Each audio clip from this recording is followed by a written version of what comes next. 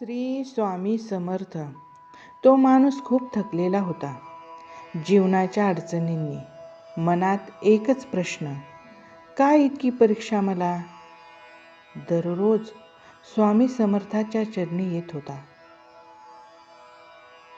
हात जोडून बसायचा. काही मागायचं नाही, फक्त शांत बसायचं.